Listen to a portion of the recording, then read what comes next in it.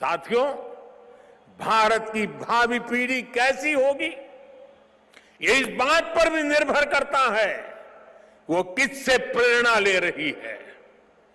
भारत की भावी पीढ़ी के लिए प्रेरणा का हर स्रोत इसी धरती पर है। कहा जाता है कि हमारे देश भारत का नाम जिस बालक भारत के नाम पर पड़ा, वो सिंहों और दानवों तक संहार करके थकते नहीं थे। हम आज भी धर्म और भक्ति की बात करते हैं तो भक्तराज प्रहलाद को याद करते हैं। हम धैर्य और विवेक की बात करते हैं तो बालक ध्रुव का उदाहरण देते हैं। हम मृत्यु के देवता यमराज को भी अपने तप से प्रभावित कर लेने वाले नचिकेता को भी नमन करते हैं, जिस नेत्री नचिकेता ने बाल्यकाल में यमराज को पूछा था, व्हाट इज डेथ, मृत्यु क्या होता है। हम बाल राम के ज्ञान से लेकर उनके शौर्य तक, वशिष्ठ के आश्रम से लेकर विश्वामित्र के आश्रम तक, उनके जीवन में हम पग पग पर आदर्श देखते हैं। प्रभु राम के बेटे लवकुश की कहानी भी हर मां अपने बच्चों को सुनाती है।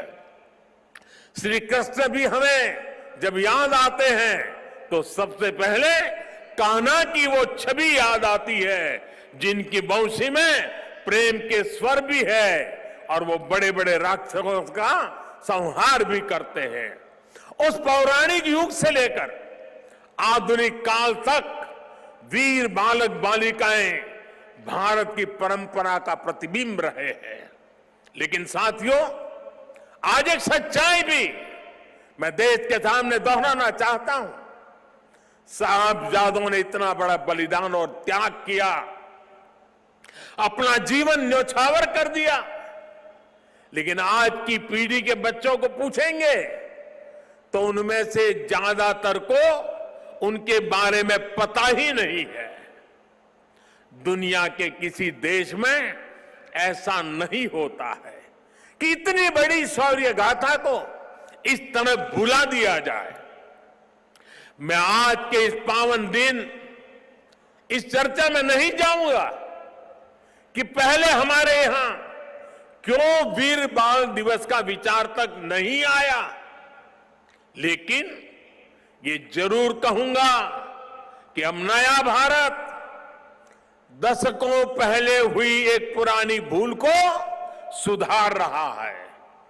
किसी भी राष्ट्र की पहचान उसके सिद्धांतों, मूल्यों और आदर्शों से होती है।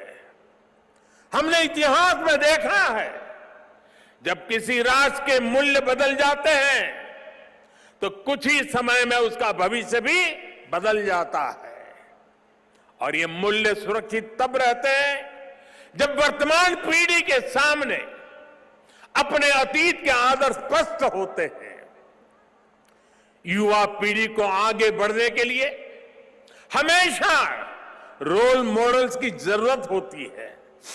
युवा पीढ़ी को सीखने और प्रेरणा लेने के लिए महान व्यक्तित्व वाले नायक नायिकाओं की जरूरत होती है।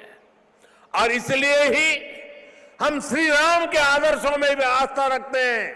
हम भगवान गौतम बुद्ध और भगवान महावीर से प्रेरणा पाते हैं। हम गुरु नानक देव जी की वाणी को जीने का प्रयास करते हैं। हम महाराणा प्रताप और छत्रपति वीर शिवाजी महाराज जैसे वीरों के बारे में भी पढ़ते हैं। इसलिए ही हम विभिन्न